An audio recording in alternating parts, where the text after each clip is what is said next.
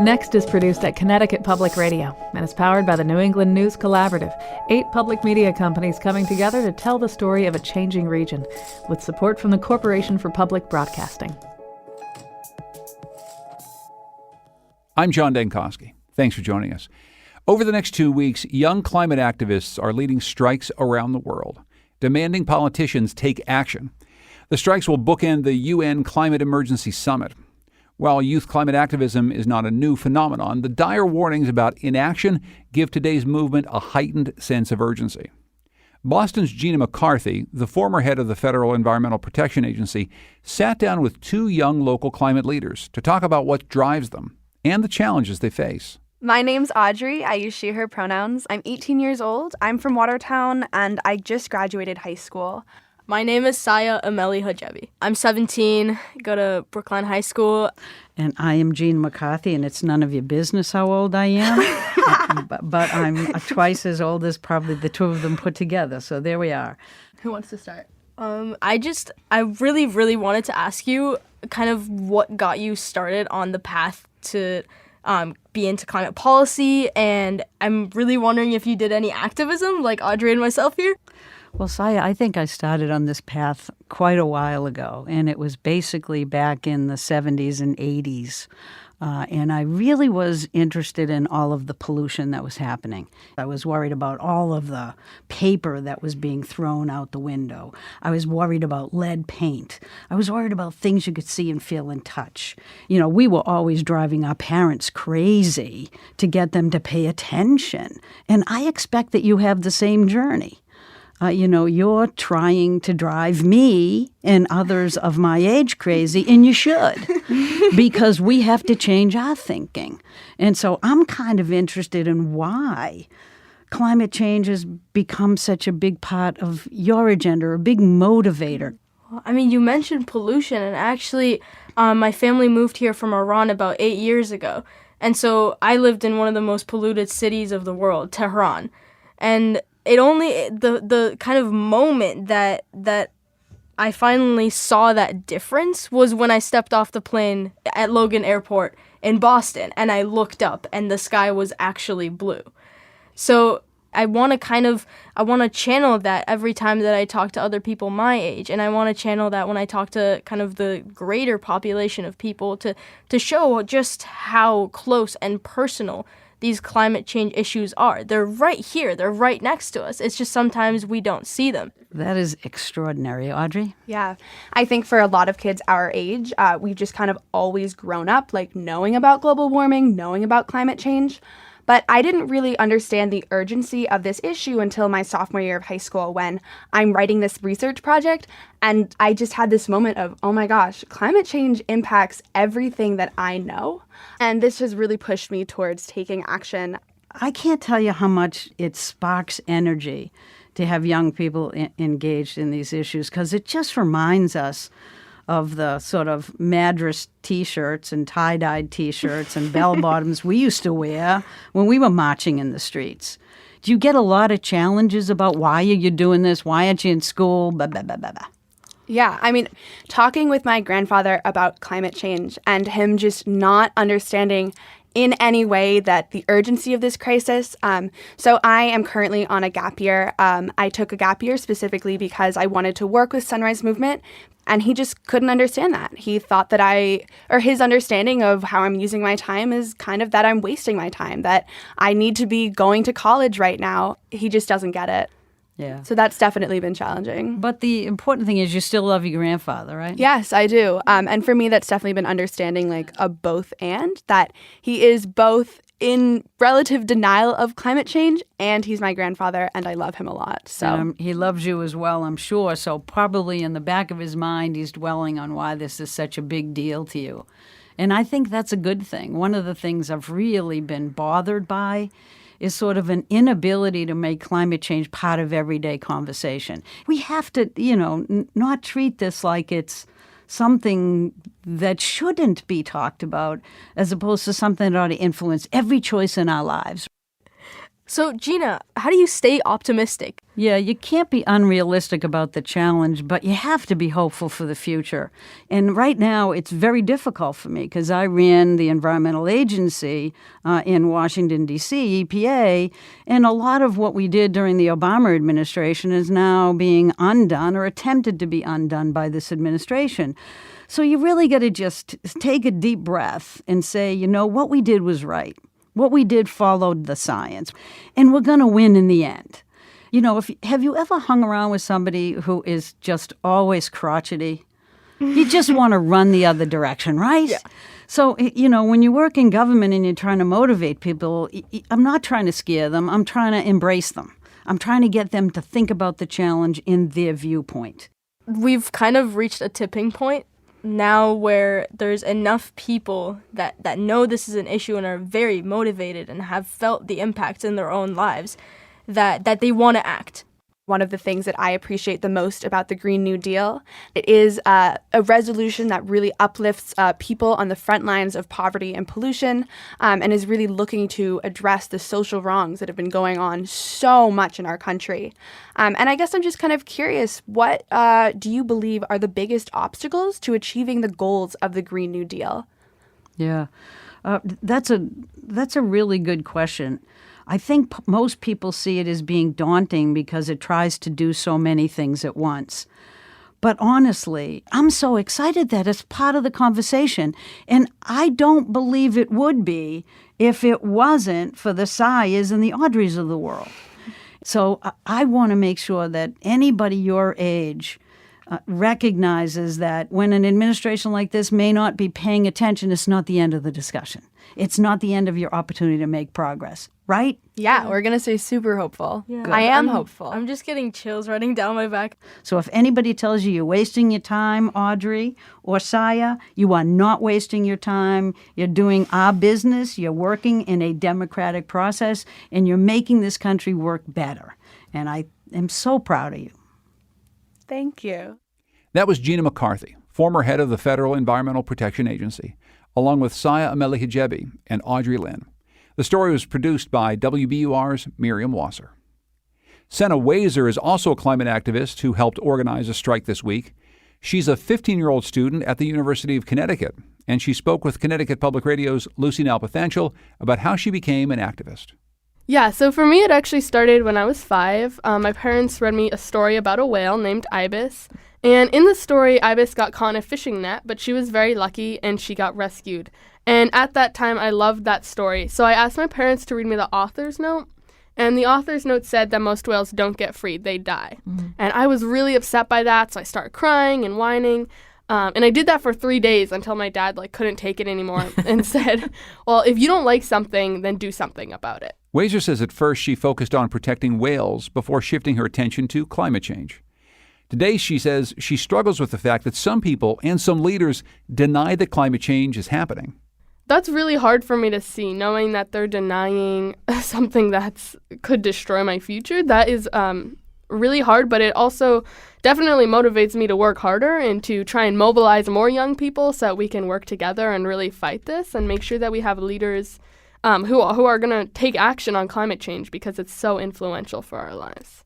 Wazer says leaders in Connecticut need to take bigger and bolder steps. Yeah, so we're asking, one of our main demand is that the governor declare a climate emergency for Connecticut. And then under that demand, we have all these other things that we're asking, but some of the really important ones are asking that Connecticut expand energy efficiency programs, because that's something that will help everybody in the state of Connecticut. We also want to ensure that all communities and public school kids have access to climate education. And I think that this is especially important for kids because they're growing up with climate change. And then we also have other things that we're asking, like Connecticut ends climate-emitting pollutions on or before December 31st of 2030, and that Connecticut cease permitting new or expanding fossil fuel infrastructure. That was 15-year-old Senna Wazer on the show Where We Live. Cutting emissions can mean cutting energy usage. And in parts of New England, there's an energy efficiency program that is gaining traction. Now, usually programs like these are reserved for homeowners, while renters are left paying energy bills that are higher than they'd like. But an innovative system created by two Vermonters is helping renters and people with lower incomes finance energy efficiency upgrades. As John Kalish reports, decades in, climate change is finally helping to fuel interest in their system.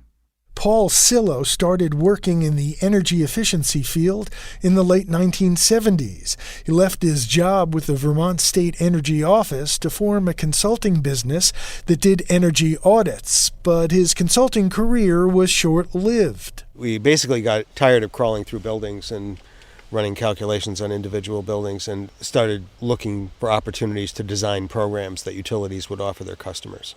Sillo lives in Hardwick, Vermont. His partner, Harlan Lockman, runs the business out of his home in Colchester, Vermont.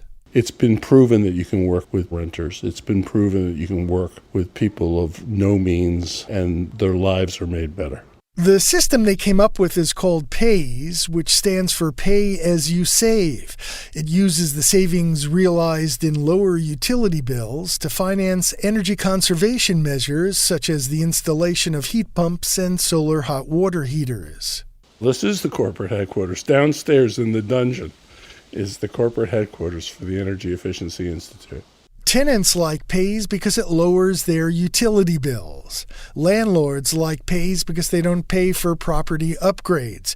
Municipalities like PAYS because it allows them to fund energy conservation projects without having to go to voters for bond approval.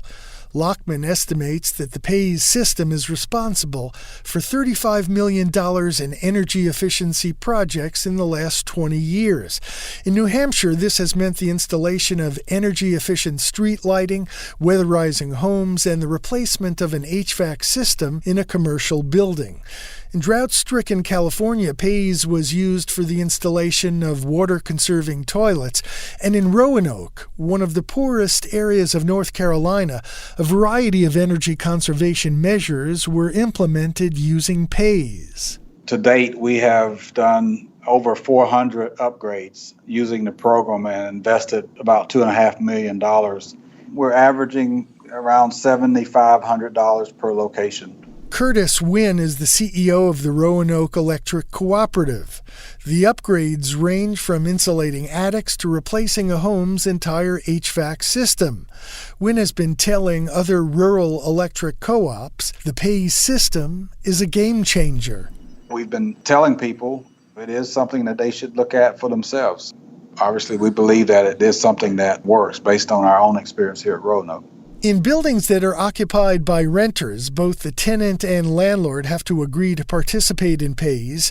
Paul Sillo says in areas where utilities offer PAYS, the customer acceptance rates are much higher than the acceptance rates for utility rebate and loan programs. We get customer acceptance rates of 50, 75, even 90%, and that's unheard of in energy efficiency. Sillo's partner Harlan Lockman says that since PAYS was first described in 1999, the system has been replicated 18 times in 8 states. Lockman admits he expected more utilities to embrace the PAYS system. If anything, Paul and I were shocked that some of the efforts that we came up with didn't change the world. We thought we were going to get rich, and we thought we were going to have every state in the union by this time. But PAYS is poised to proliferate. The Tennessee Valley Authority's approval of the PAYS system means 150-plus local utilities in 7 states are now free to implement it. And a nonprofit that encourages investment in the clean energy economy is advocating the use of PAYS to replace diesel-powered buses with electric buses. For the New England News Collaborative, I'm John Kalish.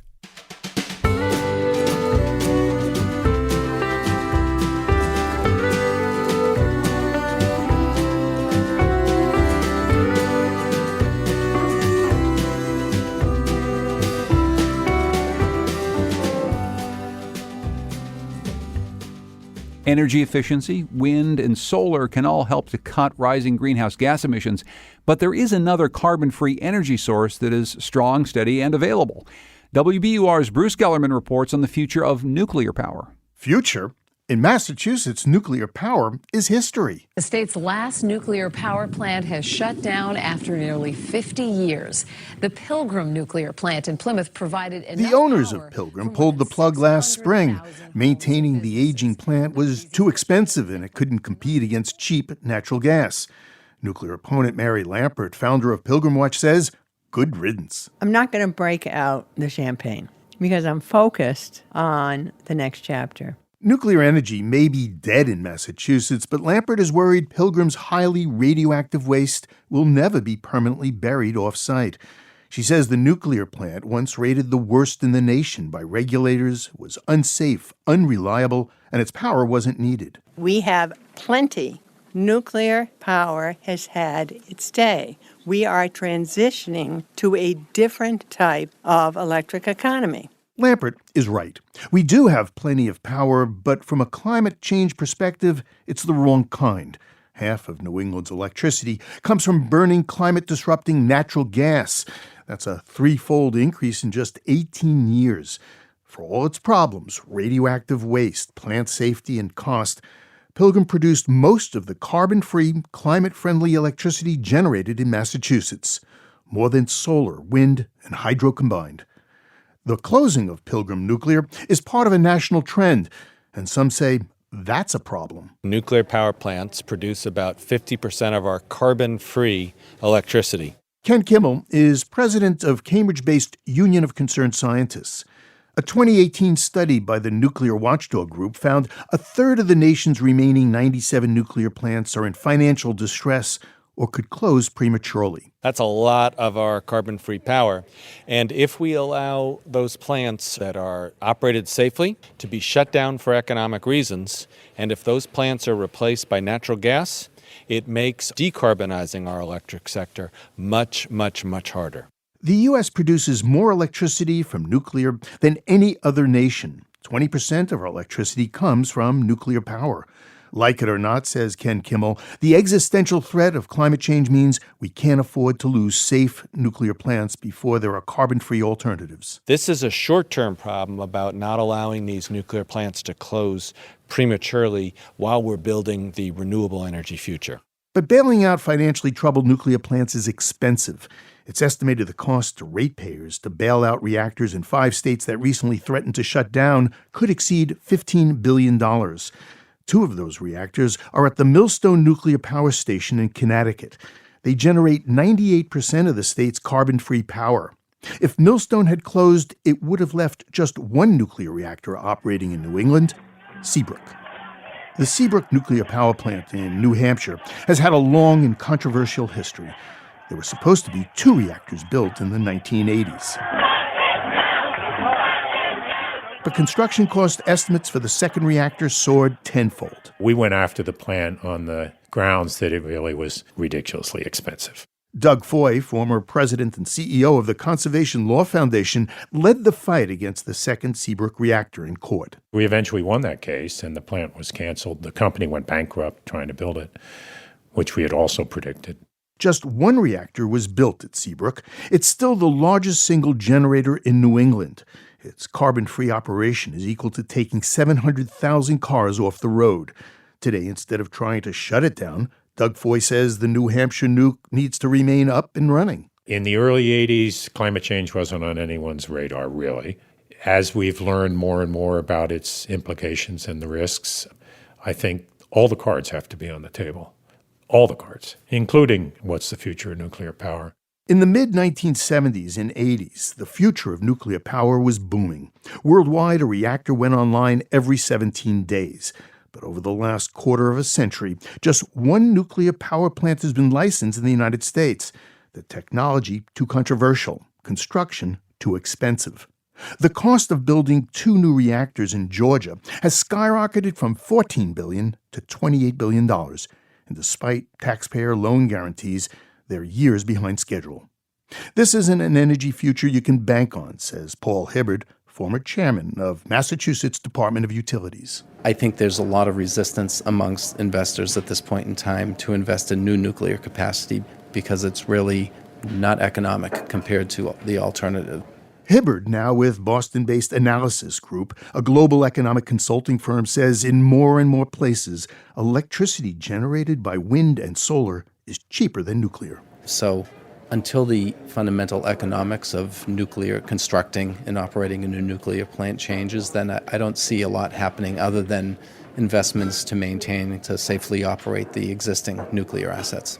But MIT professor Jacopo Bongiorno says in a climate-changing world, we can't afford not to build new nuclear power plants. Nuclear still has to play a big role, and that is because if you exclude nuclear, what are you left with? Bongiorno, head of MIT's Center for Advanced Nuclear Energy Systems, led a recent campus-wide study on the future of nuclear energy. Our analysis shows that the most effective and frankly least cost path towards decarbonizing our economy includes nuclear energy. Or another low-carbon energy source available on demand. Renewables aren't. You can't control when the sun shines or the wind blows. You can store their energy in batteries, and the price for large-scale storage has been falling dramatically, but it's still expensive. So MIT professor Jacopo Bongiorno argues we will need new nuclear power, and a lot of it, to fuel our low-carbon future. You want to have as many shots on goal as possible. You don't want to lock yourself into only one path. In this case would be only just renewables plus storage, because if anything in that path fails, you don't have an alternative solution. Today, if nuclear power has a future, the new money is betting on smaller, cheaper, modular reactors, supposedly safer mini-nukes that can be mass-produced by the thousands in factories and shipyards and put to use far and wide in a climate-changing world. For the New England News Collaborative, I'm Bruce Gellerman.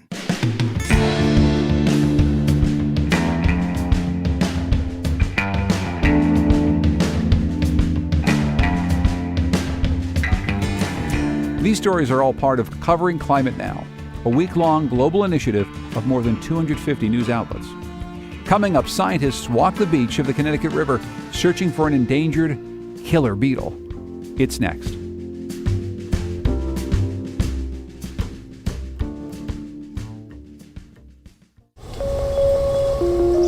Next is made possible in part by our founding supporters, who believe in the power of collaborative news coverage, including the Common Sense Fund, supporting the New England News Collaborative and its coverage of climate change and the evolving clean energy economy. Support also comes from Douglas Stone and Mary Schwab Stone through the Smart Family Foundation of New York. Earlier this summer, I went on a journey to find an elusive beetle on the banks of the Connecticut River.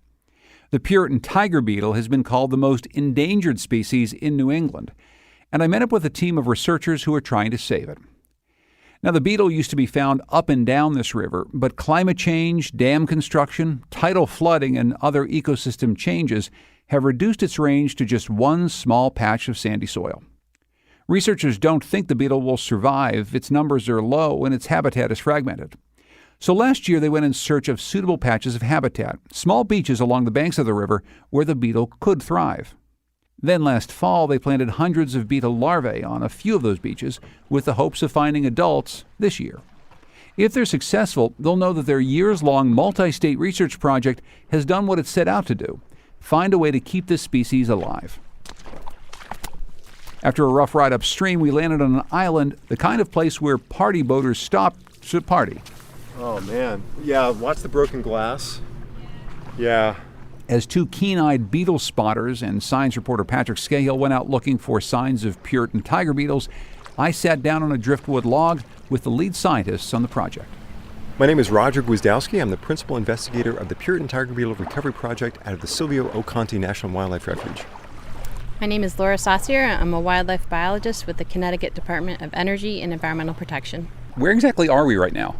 We are on an undisclosed island in the southern Connecticut River. We're sitting right on the small patch of habitat we created to reintroduce over 300 lab-reared larvae to the site last year. It's of concern because we really only have one population of this species left in New England. So is it considered an endangered species? It's considered an endangered species by the states. Federally, it's a threatened species. It's currently under review about its status. Most of us that work on it seems that we think it probably will become endangered as an official status, but it's currently threatened. What exactly is a tiger beetle? What would differentiate it from other types of beetles? It's viciousness. So they're called tiger beetles because they're relatively solitary hunters and they are vicious predators, both as larvae and as adults. So they have very stout bodies, long legs, big eyes, huge jaws, and they'll look for their prey at a distance, run right into it, slice into the body walls with their giant jaws, incapacitate their prey so they're just immobile, and then eat them while they're alive. So a tiger beetle is vicious. How could a thing so vicious, so clearly good at getting food, how could it become so endangered? They're small, so they're vicious for their size. They're about a little less than half an inch long, and they seem to have very restrictive habitat requirements, at least here in New England. So even though it's a small thing, it's the top predator in its environment here. It's part of a much larger ecosystem. What is it that Puritan tiger beetles eat, and is that one of the things that you're looking for, the appropriate prey for this species? Well, having built them up to be so vicious, they do in fact eat anything they can catch, and so that's mostly something that's about the same size that they are or smaller. And that's the prevailing, I think, thought for most tiger beetle species. But when we've got situations where we've got rare populations like the Puritan tiger beetle, and they're only found in these restricted places, that forms our questions about, what exactly are they eating, or what could they be eating? And it could be that there's something that's present on those few sites that's not on the others, and they're so small and they're in such a remote place, we just haven't. We've developed tools to start to look carefully. In a place like Connecticut, that's very populated, that has a whole lot of pressure from humans, is it just harder to find connected habitat for species like these? Yes. Humans we are all part of our environment, and I'm not saying that humans don't belong where we are, but we certainly modify our environment at a quicker pace than I think many species can keep up with. And I think that may be the case with this species. The 1950s, the floods that happened, dams were built higher up in the watersheds, which, you have changes in flow regime there. You have changes in sediments that are being washed downstream and replenishing these areas. We change our environment very quickly. When students ask this question, I often launch into asking them if they know what a metapopulation is.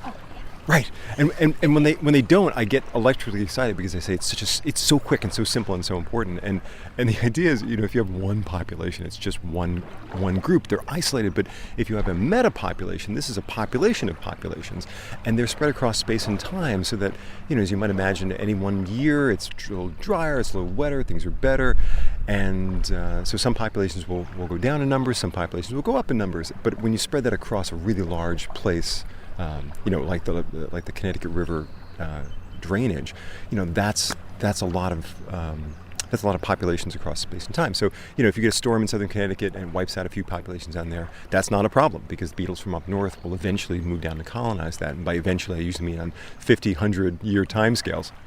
And so the central problem we have now is that there's no possibility for connectivity even if we created new habitats upstream. And I think the fate of the Puritan tiger beetle is to live in a human-mediated metapopulation.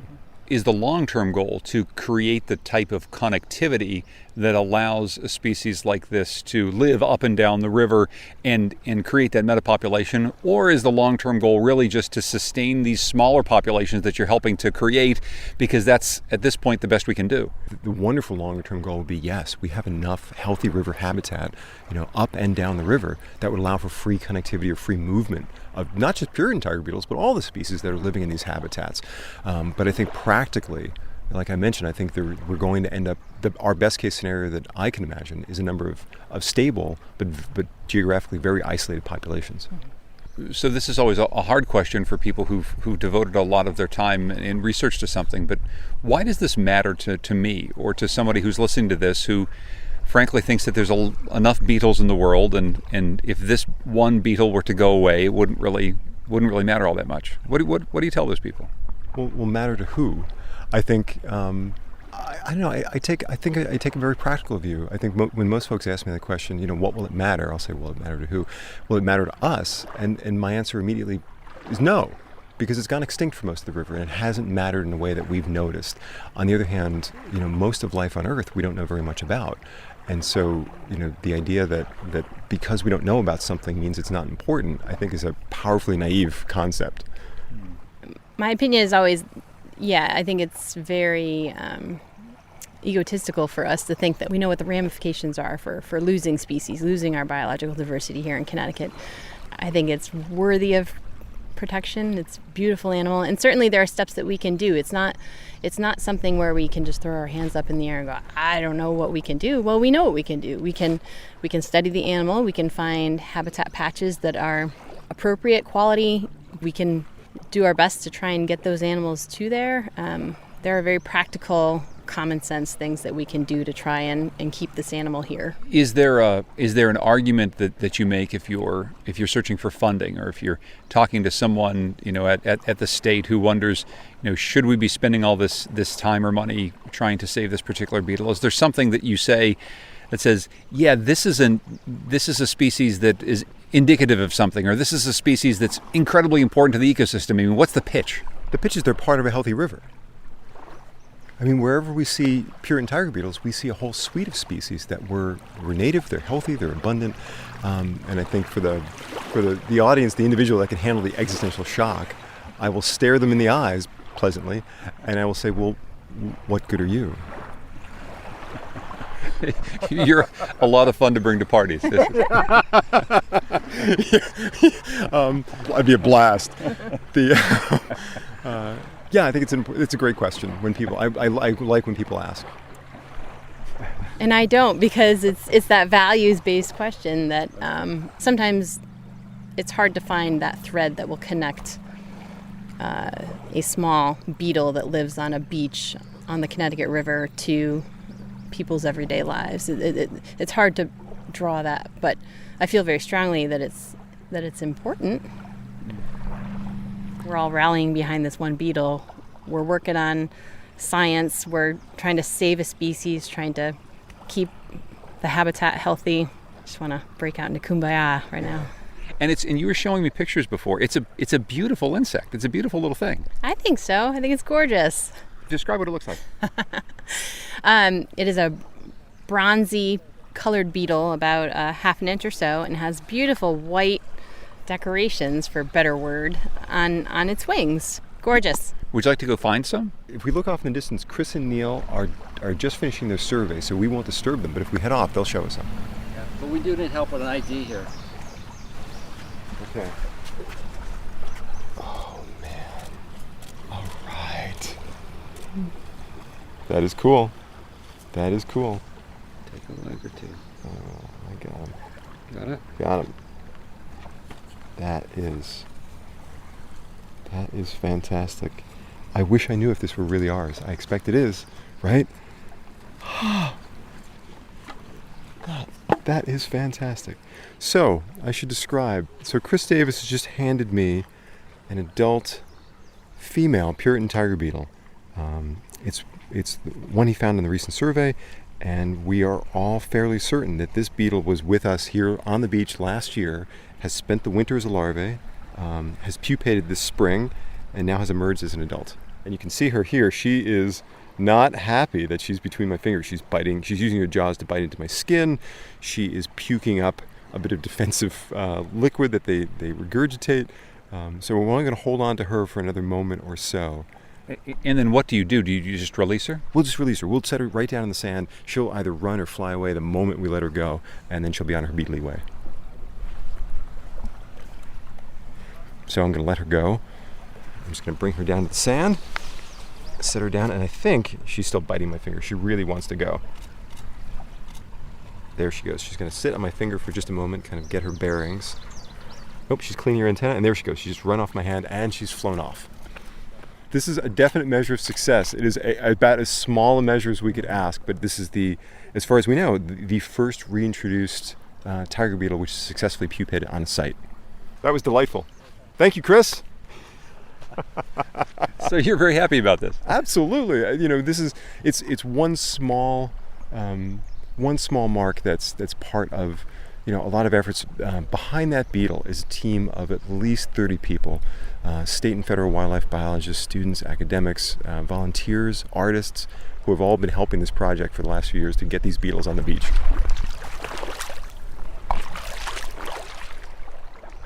We heard from researchers Roger Gwizdowski and Laura Saucier. If you want to see pictures of our beetle hunt, go to nextnewengland.org. Coming up, the long-lost local grain economy sees a revival. It's next. We found one! We found one!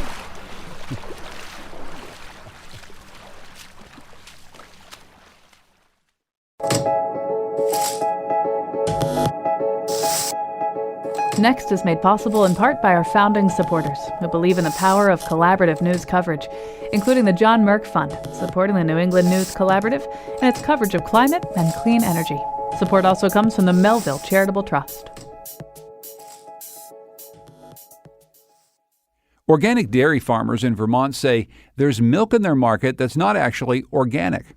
They say large-scale producers are getting away with this because industry standards are inconsistently enforced. The farmers are asking Congress to help close regulatory loopholes they say give large farms in the West and Midwest a big advantage. VPR's John Dillon has more. On Stony Pond Farm in Fairfield, young Jersey heifers do their young heifer thing, looking cute as they chew their cuds or graze in the shin-high grass. Farmer Tyler Webb is giving a tour of the operation, which he runs with his wife Melanie. He says these animals were born here and raised on pasture grown without pesticides or chemical fertilizers, just as the organic standards require. That's a big investment in time and money. It could take really to get a calf to a point where she's bred and becomes a cow, or even to get to about this point, it would cost a farmer about $1,000. But there's a payoff in the form of a milk check that, despite some declines, is fatter than ones paid to conventional farmers. Webb says the price he earns from the Organic Valley Co-op allows his family to invest in his growing operation and, by extension, in the local community. It was this sustainable pay price that allowed us to, what I would guess amongst all of my farming friends and colleagues here would agree that if a farmer earns $1 or someone gives a farmer $1, we're going to spend $1.25 of that here in our local economy. Organic standards cover many facets of the farm operation, from feed to pasture to the use of medication like antibiotics. Yet organic advocates say some farmers in the West and Midwest are exploiting two loopholes. One is a rule that requires animals to graze most of their time on pasture. The other is called the Origin of Livestock Rule. It says that a farmer's herd must be raised organically once it's transitioned to organic methods. The intent of the origin rule can be evaded, however, when farmers cull their herds rapidly and replace their livestock with those raised using conventional feed and medical treatment, which costs much less. Adam Worthison of Organic Valley says these large operations can save $600 to $1,000 for each cow. That's per animal, and if you're on an operation that's culling quickly, you can see you would have quite a bit of cost advantage. The pasture standard is also ignored, organic advocates say. They point to one mega 15,000 cow farm that supplies the organic milk sold under Walmart's house brand. A 2017 investigation by the Washington Post showed that this Colorado farm is a virtual feedlot with just a few hundred cows outside at a time. By contrast, all of Jersey's on Stony Pond Farm are on pasture until November under a rotational grazing plan that allows the cow's manure to feed the soil and the grass to quickly regenerate.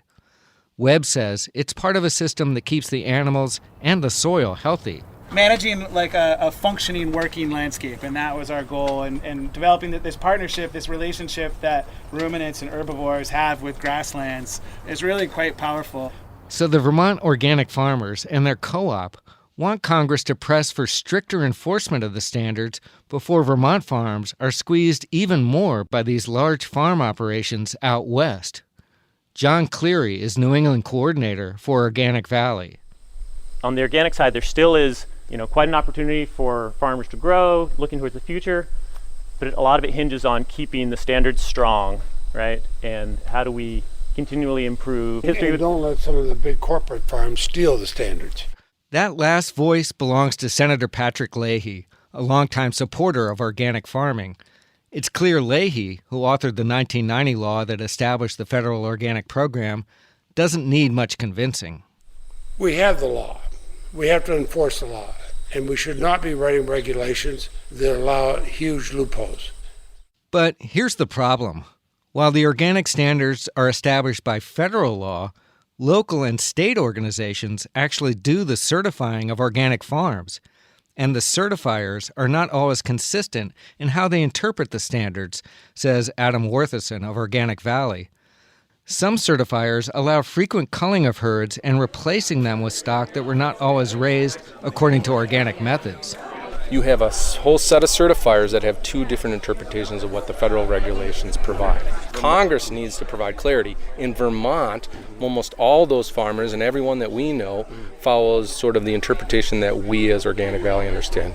Once you have transitioned, then all your animals shall be organic from last third of gestation then on. A difference from that would put all our Vermont farmers at a competitive disadvantage. Leahy tells the crowd gathered at Stony Pond Farm that he'll use the upcoming budget negotiations with the U.S. Department of Agriculture to press their case. For the New England News Collaborative, I'm John Dillon. The local food movement has made it easier to find fresh veggies and fruit that's farmed nearby. And of course, there's that local milk and cheese. But grains, not so much. Like the dairy industry we just heard about, big industrial farms in the Midwest give us most of the flour we use here in New England. That's changing, though, as farmers, millers, and chefs rally to reinvent a lost regional grain economy. WBUR's Andrea Shea starts out in a kitchen to find out more. Chef Michael Morway flips a yellow square-shaped chunk of cornbread in a pan sizzling with melted butter. He says the bread recipe is standard, but the cornmeal is not. This is the 8-row corn. You can see all the little bits in it. Blue, red, orange. At the Trillium Brewery restaurant in Boston, Morway serves his color-flecked bread with local cheese, cured meat, and seasonal fruit. The 8-row cornmeal is from around here, too. The chef first tasted it about 6 years ago, and it blew his mind. It tastes like corn, number one, which cornmeal doesn't taste like corn if you buy it at Stop and Shop. It's more savory, like you're eating a cob of corn. It's bizarre. Native Americans grew this ancient 8-row corn strain for centuries before the Pilgrims arrived. Morway started using organic heritage meal for bread and polenta at his former restaurant in Plymouth. He laments how mass production mills strip flavor, fat, and nutrients from grains, including GMO corn, grown in the breadbasket of America. They've messed with it so much just to grow faster, grow taller, grow thicker, make more money. It's nothing like it used to be, and then it makes you wonder what we did wrong. So I know where this came from. I know the farmer. I know the person that milled it. That person is Kim Van Warmer at the Plymouth Plantation Grist Mill. So this is a flint corn. Flint corns are the kind of corn that ended up mostly in New England because they're very hard. Wearing a T-shirt that reads, "Where there's a mill, there's a way," Van Warmer gets ready to grind corn the pre-industrial way for visitors.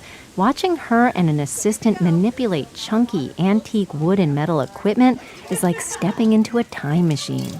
So now we're going, but we're really not grinding corn. I'm going to give it a little extra. A water wheel outside powers two massive circular grinding stones inside a reconstruction of the original mill that burned down in 1837. This small-scale process is a far cry from the modern behemoth mills that make most of this country's flour. Before 1900, there were more than 25,000 grist mills across the U.S. Advances in technology and transportation lured New England grain farmers and millers west. Now, Van Warmer says, an artisan movement is rebooting a local grain economy in the Northeast. It's something that you can trace, that not only can you know the farmer that grew your tomato, you can know the farmer that grew your wheat, or know the farmer that grew the malted barley that's in the beer that you're drinking. Van Warmer works with Rhode Island and Massachusetts farmers who raise indigenous maize that's labor-intensive and expensive to grow. She's not alone in believing the region needs more mills to convert corn and other grains for the rising ranks of bakers, brewers, and chefs fueling this revival. We also have a lot of activists who are working behind the scenes trying to create the market and get people educated. That's author Amy Halloran. She traces America's grain history to the current Renaissance in her book, The New Breadbasket. She says grain has been slow to catch up to the larger local food movement. Processing it requires forgotten specialized skills and critical infrastructure lost after small mills shuttered in the late 19th and early 20th centuries. It was a part of our life to have a mill nearby. And now it's uncommon, but that is really changing. New micro mills, kind of like microbreweries, have cropped up in New York, Connecticut, Rhode Island, and Vermont to supply regional demand from bakers and chefs.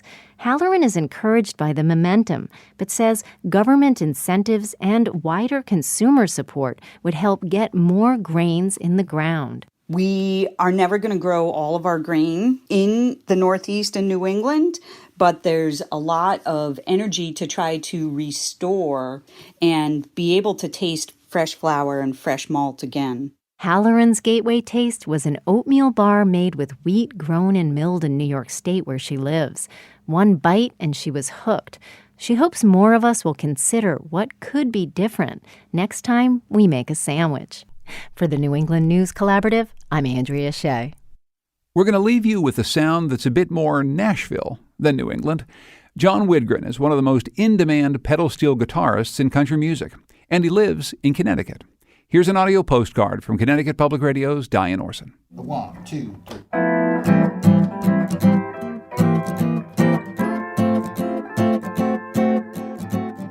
My name is John Widgren. I play the pedal steel, and I love my job. Tim Kelly, and I'm playing the acoustic guitar. This is a modern pedal steel guitar. It's the most modern iteration of what we call the old Hawaiian guitars. Hawaiian music was based on being able to take a movable bar up and down across the strings, like this.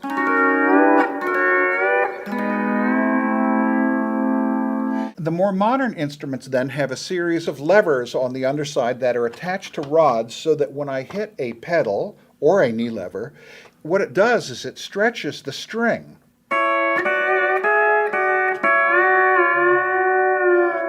The first time I heard pedal steel that I noticed was the great Buddy Emmons playing on a Judy Collins tune called Someday Soon. There's a young man that I know, his age is 21, comes from down in southern Colorado.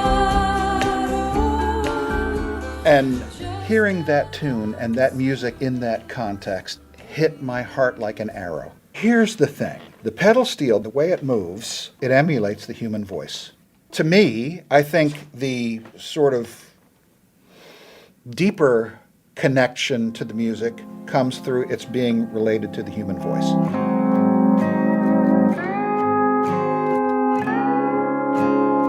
A lot of people sort of bemoan what is happening to the tradition of using pedal steel in country music, but I see a blossoming of pedal steel being used in other genres. Young players everywhere, and they are on fire about the instrument.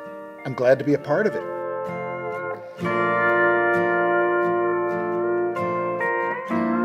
Next is produced by Morgan Springer. Our digital producer is Carlos Mejia. The executive producer is Katie Tolarski. We had help this week from Patrick Scahill. Our music is by Todd Merrill and Goodnight Blue Moon. I'm John Dankosky. The New England News Collaborative is powered by the Corporation for Public Broadcasting. Connecticut Public Radio, Vermont Public Radio, New Hampshire Public Radio, Maine Public Radio, New England Public Radio, WBUR, WSHU, and the Publics Radio.